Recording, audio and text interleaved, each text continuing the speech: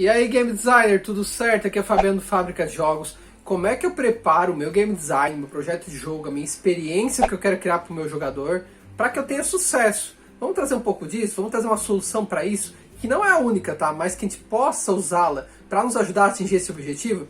Então é isso o vídeo de hoje. Redes sociais Fábrica para você acompanhar e saber das novidades. E vamos pensar comigo aqui, viaja aqui comigo, tá? Olha só, tô querendo criar, por exemplo, um Super Mario Bros. Aí você tá vendo. Mas, para eu criar o Super Mario Bros. E poder conduzir tudo que eu quero fazer pro meu jogo, saber que escolhas que eu vou tomar para que o meu jogo seja melhor, vocês concordam comigo que eu tenho que ter alguns pilares, né? Eu tenho que ter alguma base que dê sustentação para ele, de forma que eu consiga apresentá-lo para todo mundo, de forma que todo mundo entenda a proposta de jogo, e que não só isso, que ele seja único também na proposta para trazer um diferencial, né? Porque isso vai fazer se destacar, vai fazer todo mundo entender o que é a proposta de jogo e saber, esse jogo é para mim, ou esse jogo não é para mim. Até para que o público seu também entenda o que você quer como proposta de jogo para poder comprar e não ter um reembolso, não ter algum problema depois, né? Basicamente nisso, né? Então, basicamente, a gente precisa de uma forma que a gente consiga entender, né, como vocês estão vendo ali, o jogo do Super Mario Bros. Ter esses pilares, né? De forma que a gente aumente a chance de sucesso, né? Porque uma vez que a gente pensa em que pilares que a gente quer para o nosso jogo principal, a gente consegue direcionar melhor a arte, o áudio, a programação, todos os elementos que vão compor o jogo, para construir uma experiência que seja alinhada ao que eu estou querendo propor como pilar de experiência. E na verdade, é exatamente isso que a gente trabalha para ajudar nessa questão do sucesso. Os pilares do jogo, os Game Pillars. Ou alguns também chamam de Game Design Pillars, tá? Depende muito de como você vai pegar o material aí, basicamente, tá? Mas o que são esses pilares de jogo, tá? Cada vez que iniciamos um game design do zero, precisamos estabelecer alguns parâmetros que delimitam e orientam o processo de design e de produção. Esses parâmetros são conhecidos como Game Design Pillars e são a base fundamental dos videogames, tá? Então esse aqui é de um artigo bem interessante que, na verdade, ele é do GitHub, só que na verdade ele se baseia muito no artigo do antigo Gamasutra, que agora é Game Developer, tá? Que é bem interessante, recomendo para vocês até fazer a leitura, tá? E que traz uma base bem legal para discutir isso aqui. Então veja só, né? Você, antes de começar a desenvolver o seu jogo, você já pensa em alguns pilares, algumas bases que vão ser importantes para te delimitar o teu jogo, ou seja, para te fazer aquilo dentro do foco e para construir a experiência que você quer de fato e não ficar às vezes reforçando experiência que não tem nada a ver, que nem foi criada para o jogo, basicamente, né? E direcionar isso de uma forma que oriente todo o processo de design e produção, né? Que todos os elementos. Isso aí são os pilares. Por que a gente cria toda essa questão, né? Então, vocês estão vendo aqui na próxima imagem que isso aí vai ser a base para basicamente desenvolver e apresentar a todos os stakeholders do teu jogo. O que são stakeholders, esse termo bonito aí? São todas as pessoas que querem, têm um interesse em consumir o teu jogo e que o teu projeto de jogo dê certo, basicamente. Então, é publisher, é os jogadores que vão comprar teu jogo, são a equipe de desenvolvimento que vai fazer teu jogo, você que está fazendo parte dessa equipe de desenvolvimento, o investidor que vai investir no teu jogo, todos que querem que esse jogo dê certo, resumindo, tá? E são stakeholder, tá bom? Então, os jogadores vão comprar teu jogo, publisher, equipe de desenvolvimento, investidores, relações públicas, né, a imprensa, tudo isso faz parte aí do pacote. E isso aí, gente, você definir esses pilares do teu jogo, basicamente vai te ajudar a ter mais clareza na tua proposta, tá? Tu vai saber quais features, quais características o teu jogo vai ter para atender essa demanda que tu tá querendo criar, né? Porque assim, ó, se o teu jogo, a pessoa olha e não entende o que se trata ele, o que ele tem de mecânica, que proposta que é a dele, basicamente o jogador vai ficar com dúvida. O jogador com dúvida, ele não compra, cara. Ele não vai comprar com dúvida. Ou então ele até compra, muitas vezes. Só que daí ele depois vê que não é o jogo pra ele, o que ele faz? Ele pede reembolso. E aí basicamente você perde uma venda aí. E muitas vezes você é de uma forma muito ruim, né? Não é muito legal pedir reembolso de um jogo, né? Então não é algo que a gente quer que aconteça com os nossos jogos. Então isso aí, na verdade, a gente vai ajudar a gente, não só a parte do desenvolvimento de jogo em si, vai ajudar na produção, vai ajudar nas vendas, no marketing, vai ajudar uma série de elementos para que a gente consiga definir o nosso jogo da melhor forma, né? Então quando você bota o jogo numa loja, por exemplo, como Born Race no caso do meu, você define os pilares dele. Tanto que é o que vai ajudar depois até, inclusive, para você montar a loja, para você botar as tags adequadas para o teu jogo, inclusive, porque você tem que vender aquilo que o teu jogo tem de experiência mesmo. Não adianta botar lá, como eu já vi, por exemplo, jogo botar tag, por exemplo, de jogo educativo, e tu vê que o tema nem não tem nada na pegada educativa, entende? Então daí não adianta, entendeu? Tá vendendo uma mentira, né? Ou então tem um puzzlezinho só lá. O jogo não é toda uma experiência de puzzle, então Essas coisas tem que tomar cuidado. E, inclusive isso aí, gente, essa parte dos pilares, definir essa visão, é papel do game designer fazer isso. E se você não sabe o que o game designer faz, tem um e-book gratuito aqui embaixo, Segredos para as Games Viciantes, que tu pode baixar de graça e aprender mais sobre isso, tá bom? Bem, pessoal, parece que tá um pouquinho nebuloso desses pilares e tal. Então, assim, eu vou trazer alguns exemplos para vocês, tanto do artigo, quanto exemplos meus também, que eu trago de jogos que eu conheço, para a gente trazer essa discussão e vocês entenderem um pouquinho mais sobre esses pilares, que daí vai ficar mais fácil de entender. Olha só, primeiro exemplo que traz que é o Last of Us, né? Quem não jogou The Last of Us aí. Então, basicamente, o The Last of Us, quais são os principais pilares que ele tem, tá? O primeiro deles é o crafting, né? Porque no jogo você constrói coisas. Porque o que acontece? Como ele é um jogo de recursos muito limitados, basicamente você faz construção de coisas que você coleta e cria novas armas, cria novos equipamentos. Então, isso no The Last of Us é uma coisa muito legal, muito frequente e que faz parte, né, do pilar principal do jogo mesmo, aquilo que sustenta o The Last of Us ali. Então, crafting é algo que vai destinar a linha guia desse jogo aqui. Tá? Então, quer dizer, quando eles estavam pensando lá no game design, nas decisões que eles tomaram, eles pensaram, pô, o jogo vai focar em crafting, então tem que ter o crafting sendo reforçado o tempo inteiro ao longo do jogo. Então, crafting foi um pilar que foi usado em The Last of Us. O outro, a história, né? A história do Last of Us ela é profunda, ela tem nuances, ela tem uma experiência imersiva muito grande. Então, a história no The Last of Us, ela tem um papel muito, muito importante. É um pilar desse jogo também. Outro também são os parceiros de inteligência artificial. Então, esses parceiros têm um papel muito importante em The Last of Us, né? Então, na história, isso vai ter um reforço dentro do jogo, eles vão ter muitas participações, vão ter um papel fundamental na mecânica também. Então, isso aí faz parte também do reforço dos pilares do The Last of Us. E por último, a parte de stealth, que é basicamente o jogo quer isso do jogador, né? Como experiência. Então, não quer que o cara saia atirando que nem um louco, como no jogo de ação tradicional. Não, ele quer que o cara haja mais nas surdinas, vai aos poucos, até por ser um jogo de sobrevivência, com poucos recursos, né? Então, basicamente, quer que o cara vá mais nas surdinas, para evitar os inimigos e ir fazendo as missões, o que tem que ser feito ali propriamente, né? O jogo pode ter outras experiências do The Last of Us? Pode, gente. Pode ter, por exemplo, puzzle, como tem, inclusive. Só que a questão é que não é a principal ênfase do The Last of Us. A ênfase do The Last of Us se dá nesses 4 elementos aqui, entendeu? Tem outras coisas, mas não é o principal. Então, os pilares ajudam a gente a destinar o foco que a gente quer. Aquilo que a gente quer concretizar como jogo de experiência. Ah, então The Last of Us ele se concretiza nisso aqui. Pô, vou jogar esse jogo, é legal. Ou não, não é pra mim isso aqui. Não sou tanto de jogo stealth, então não quero, por exemplo, né? Então, aqui você já define muito bem o foco que você quer trabalhar no projeto. Outro exemplo também é o Legend of Zelda, né? O Breath of the Wild, né? Ou o Bafo Selvagem. Eu adoro falar Bafo Selvagem. Mas é o Breath of the Wild, né? Basicamente. Então você tem ali também 4 pilares, tá? Você tem, por exemplo, a exploração, né? Exploration. Exploração. Cara, esse jogo aqui, mais exploração que você tem, cara, dos elementos, das combinações, dos ambientes que tu visita. Cara, realmente, a exploração eles reforçam muito na experiência isso. Então, com certeza foi um pilar do jogo, a exploração e que guiou o desenvolvimento desse jogo.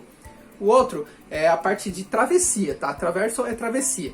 E, de fato, né, a navegação de ambientes, você visitar ambientes, ter vários tipos de montaria para fazer isso. Tudo isso aí, essa parte de realmente de travessia, subir lá na montanha, chegar lá no topo. Então, isso aí realmente, o desbravar o ambiente com travessias, realmente faz parte da experiência desse novo Zelda aí, com certeza. Também a parte de limpeza, tá? O scavenging ali é exatamente isso, é a parte de limpar, né, o ambiente. E realmente, né, tu vai limpando, tu vai coletando coisa, tu vai coletando arma, daí a arma quebra, aí tu faz uma nova, cria uma nova arma, né, basicamente tu coleta uma nova arma, tu vai limpando o ambiente, né, realmente, né, tu vai explorando esse ambiente, né. De fato, a limpeza é uma frequência realmente no jogo e você vai realmente fazendo uma faxina no ambiente por onde você passa, né, nesse sentido. E também o combate, né? O combate é um reforço muito grande no jogo, você tem muitos combates, então é um pilar principal aí do Legend of Zelda, realmente, o combate. Então, faz parte aí também do pacote. Veja que esses 4 elementos já definem muito bem as características que vão ser reforçadas no jogo.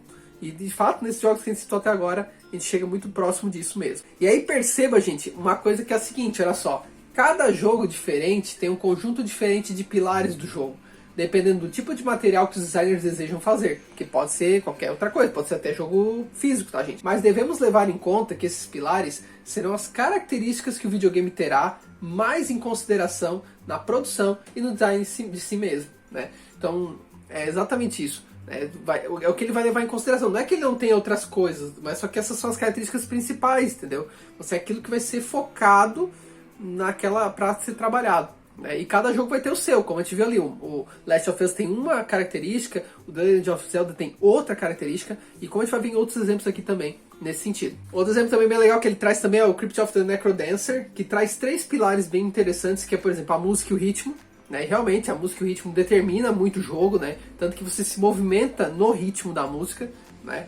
Os itens e armas, né, que você conquista, que é um jogo bem de exploração, tem que fuçar em bastante coisa e coletar bastante item e arma mesmo. Né? Tá? E também os inimigos, né? Também tem bastante inimigo no jogo, então reforça-se muito isso. Então, o Crypt of the Necrodancer tem muitas essas características mesmo. Aí, em conclusão, gente, são cerca de 3 a 8 conceitos que eles falam que tu tem que ter como base, tá? E são fundamentais para que o jogo possa explorar e se basear, tá? E além disso, eles devem ser respeitados e cumpridos uma vez que são estabelecidos, porque senão vira bagunça, né? E às vezes também pensar, gente, aquilo que você estabeleceu se realmente vai criar um jogo bom, tá? Porque às vezes a gente cria uma coisa e diz assim, pô, mas isso aqui vai criar um jogo ruim, né? Vai ficar muito tempo de partida, muitas vezes, e não é para esse jogador que tu quer atingir, por exemplo. Então tem que cuidar com isso, tá? Porque às vezes tu bota ali um conceito e às vezes não é o que você tá criando. Por exemplo, você pega um jogo de shooting, né, de nave, por exemplo, e você coloca um pilar, por exemplo, puzzle. Cara, dependendo da forma que tu for trabalhar isso, cara, pode ser uma naba, tá? Pode não ficar legal, entendeu? Porque às vezes o cara que joga shooting quer uma ação frenética, não quer parar pra ficar quebrando cabeça, respondendo enigma, entendeu? Então daí tu estraga a experiência com esse pilar. Então tem que saber muito bem escolher que pilar que tu vai querer colocar. Por exemplo, um jogo de shooting de nave, por exemplo, né? Será que puzzle pode ser a melhor escolha? Então tem que se pensar um pouco nisso. Será que o jogador quer isso? Então, às vezes a inovação também pode sair pela culatra, tá? Tem que tomar cuidado.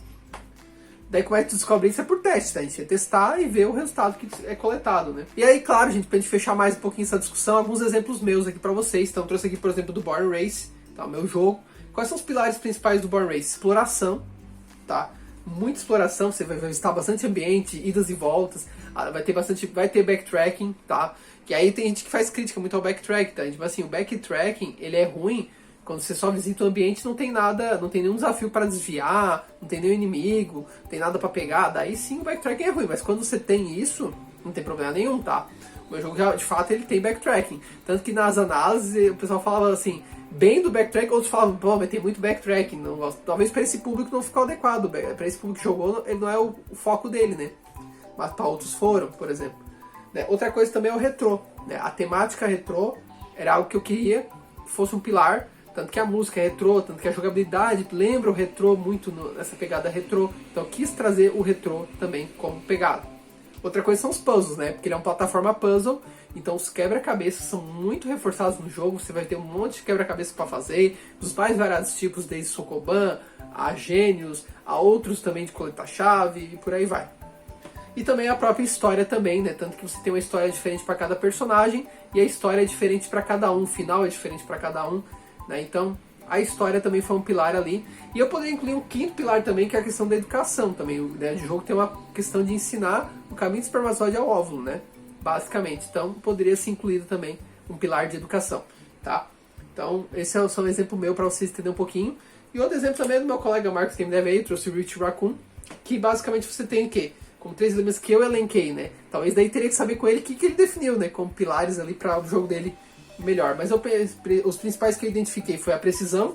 Ele é um jogo muito de precisão. Ele exige muito alta precisão nos controles, do que tu vai fazer. Então, precisão com certeza é um reforço, é um pilar principal do Rich Raccoon. Ele é retrô também, né? Tudo gira dele em torno do retrô, de uma memória, de resgatar uma memória desse passado, dos jogos, né? Mas não retrô necessariamente antigo, porque o polimento é muito bem feito. E também a questão da elegância, né? Porque é um jogo fácil de jogar, mas é difícil de dominar. Tem muito isso, né? Tanto que a dificuldade tem um nível bem elevado. Inclusive ele botou uma tag lá até, né? Difícil o jogo, né? Realmente o jogo ele é bem difícil. Ele é fácil de jogar, mas ele é bem fácil de jogar, de entender o que tem que fazer. Né? Uma mecânica centrada no teleporte, pouca coisa, mas é difícil de dominar. Não é tão trivial não lidar com os outros elementos do level design que ele criou para você conseguir atingir os objetivos de jogo. Então, esses são os principais elementos que eu identifiquei do Rift Raccoon. Pode ser que você identifique outros também. Comenta aí embaixo pra gente trocar uma ideia, tá bom? Pense sempre, gente, quando você for trabalhar os seus pilares, o seguinte, tá? Vai gerar mais benefícios ao jogador incluir isso? Né? Vai gerar? como é que impacta o desenvolvimento da equipe esse novo pilar, né? Porque, cara, pensa bem, você inclui um pilar, por exemplo, construção, pô, vai envolver mecânicas novas, vai envolver, daí tu vai ter que ter programação para isso, vai ter que ter arte para isso, vai ter que ter áudio. Então, pensa no que tu vai incluir como pilar, porque isso, qual é o impacto que gera na equipe, né? Aí tua equipe vai ter competência para criar isso aí, esse pilar que você está querendo trabalhar, né? Faz diferença tê-lo no jogo também, ou não? Entendeu? Só tá colocando por colocar, que é aquilo que eu falei. Tem coerência esses elementos também, né?